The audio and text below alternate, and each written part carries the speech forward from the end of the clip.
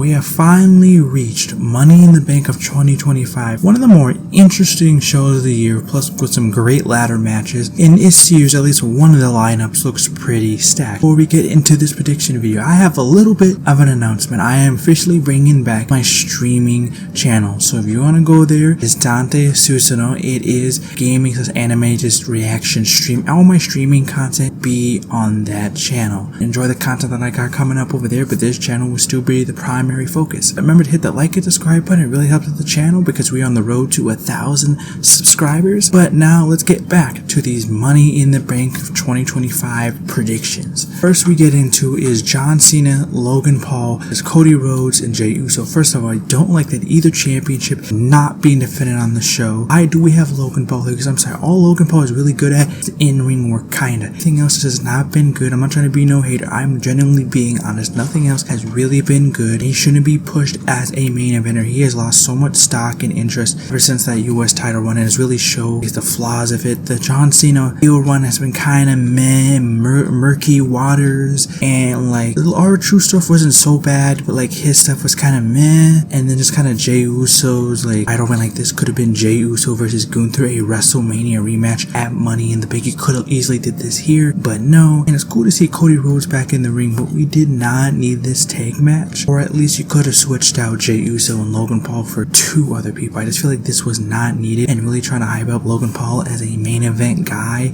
Gunther do it, now Cena do it. It's just not the right move, and it's just been it's not helping the lack of interest a lot of us has had in the overall WWE product. There is some bright spots, but not all of it. I am hoping this match will just be decent at least, but I am picking the babyface team of Cody Rhodes and Jey Uso to pick up the win. Then we get into the first Money in the Bank ladder match of LA Knight, Penta, Andrade, Solo Sikoa, Seth Rollins, Grande Americano. And honestly, I'm not gonna lie, there's only like 3 valid options in this pick. And because you're taking out Solo because there is no way he's gonna win it, they're telling that story with him and Jacob, so you can already take him out of it. Andrade hasn't really been on TV. Even though the Money in the Bank is supposed to be helping people, I just don't think he's gonna win it all. I think he's there to help with some cool spots that are gonna happen in the match, but I think he's gonna look great in this match like he did last year. And then Penta, I just feel like either he's gonna somewhere down the road this year win a mid-card title, or they're slowly bringing back the Lucha Bros. I just don't think he's anywhere near gonna be winning the Money in the Bank, even though Penta with the Money in the Bank would be pretty cool. Then we get into the 3s, and only 2 good ones, and the third one is kind of bad. Grande Americano, even though I kind of wish there's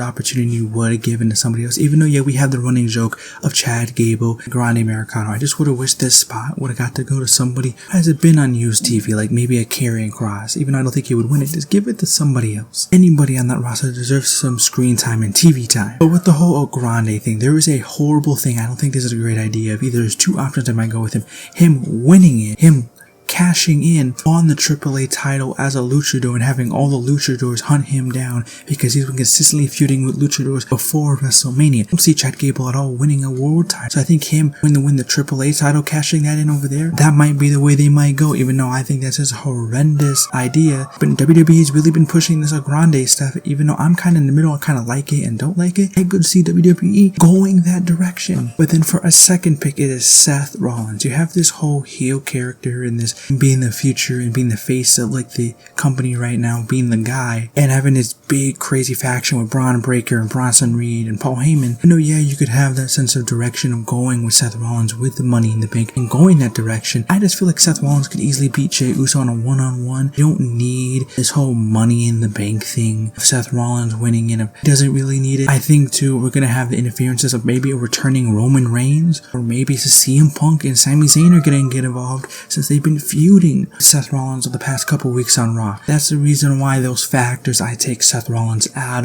of winning the Money in the Bank. And that leaves LA Knight. This is his 3rd year of trying to win the Money in the Bank, and everything sets up perfectly. He is the most perfect person to win this year's Money in the Bank because, first of all, it's in LA. He's been deserving of his opportunity. He needs to get out of the mid-card, and it would be a great way to bring him over to Raw for a bit too, because he's slowly been fusing out on SmackDown, being in that bloodline storyline vortex, nothing really new. He needs a new fresh coat of paint. I feel like having the Money in the Bank would be something new and something good for LA Knight, and I think it would be a great one if LA Knight ends up becoming your 2025 Mr. Money in the Bank. I think this is finally going to be LA Knight's year, and it's going to be his time, and this year I think he's going to win 2025 Mr. Money in the Bank. Then we have Lyra Valkyria defending her Intercontinental Championship against Becky Lynch. This feud has been absolutely amazing because right now Lyra is 2-0 against Becky. The matches have been amazing. Each match, one match at NXT, the one match at Backlash, been absolutely amazing. Every single time these two have been together in the ring has been amazing. Feud has been great because Becky Lynch to me is the best women's wrestler of all time. She's the GOAT. And this feud has really been able to help elevate Lyra, really been able to showcase Lyra so much more, really showcase Lyra that I know that is so good from NXT. Been able to showcase her in a good light, letting her really talk on the microphone more, showcasing why she's just so great. And also too, this has really put Lyra over so much more. So I am so happy for so many people are finally joining the Lyra hype train and finally becoming more fans of her. So I'm so happy for her, putting more importance into this women's IC title. So everything about this has been absolutely great. But then this match has a weird stipulation to it. On Lyra's side is that if Lyra wins, Becky Lynch can never challenge for the title ever again. If Becky Lynch wins, Lyra Valkyria has to hold her hand while Becky Lynch is holding up the title and celebrating when she won the title. And you can go two directions here. Either Becky Lynch does win, and then that maybe leads to a triple threat at Women's Evolution between Becky, Bayley, and Lyra for the title, continuing that feud, which it is a possibility that they could go down that direction. But at the same time, too, you have the other way around. We can go where Lyra actually retains, goes 3-0 against Becky Lynch. It could because of the interference of Bayley, because we all thought Bayley was going to interfere at Backlash. So maybe this is really comes in,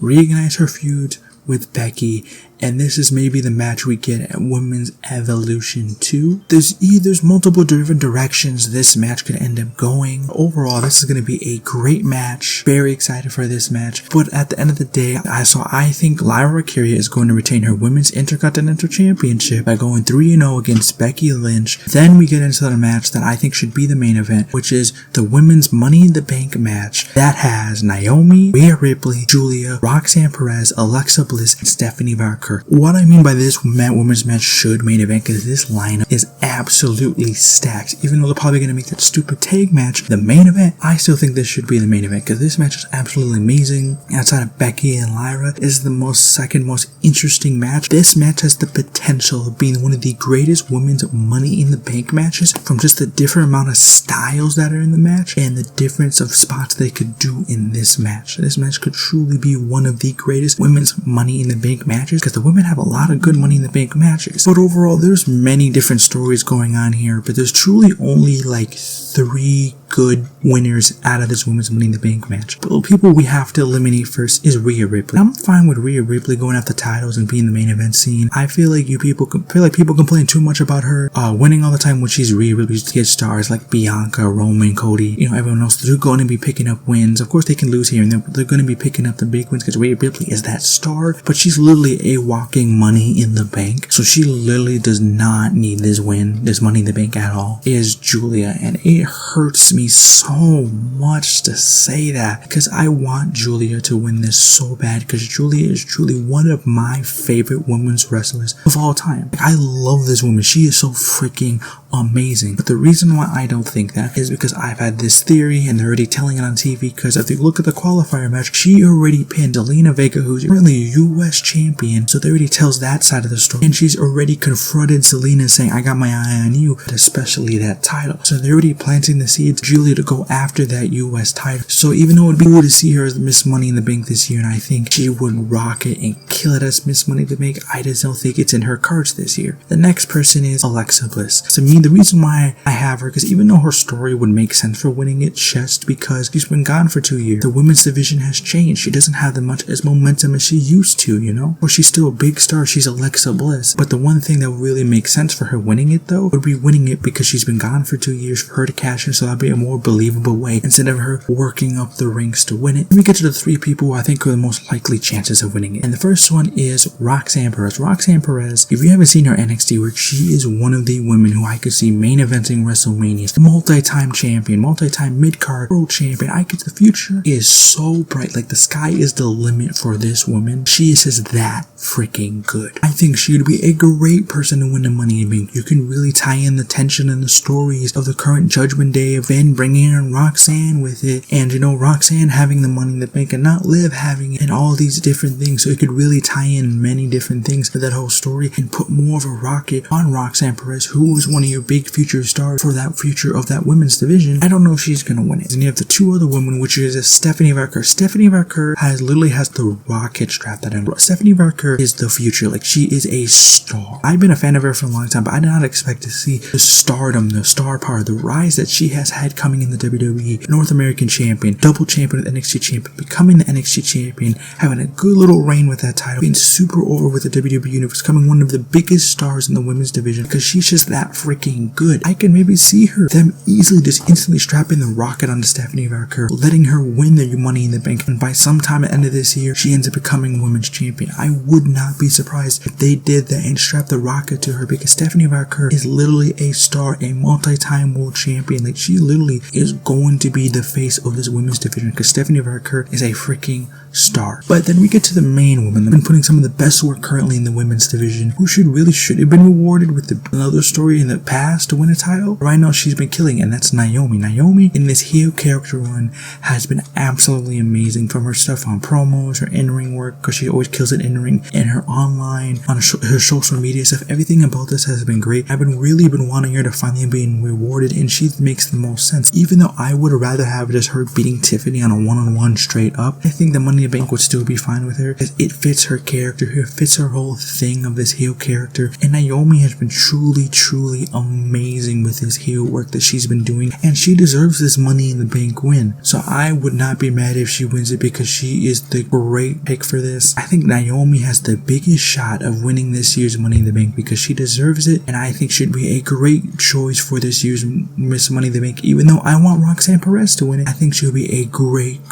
choice. So I'm picking Naomi to be 2025 Mrs. Money in the Bank winner. But overall, I'm picking Money in the Bank. I think it has a lot of highs and a lot of lows for this show. I'm very excited for this show, from the Becky Lyra match and the women's Money in the Bank match. Very excited for it. I'm very interested to see who will be this year's Mrs. and Mr. Money in the Bank. Overall, these are my predictions for Money in the Bank of 2025. And let me know down in the comments, who do you have winning every match, and who is your Mrs. and Mr. Money in the Bank predictions? Let me know down in the comments. Hit the like and subscribe button, and go check out my second channel. That's all for me. I'll see you on the next one. Goodbye.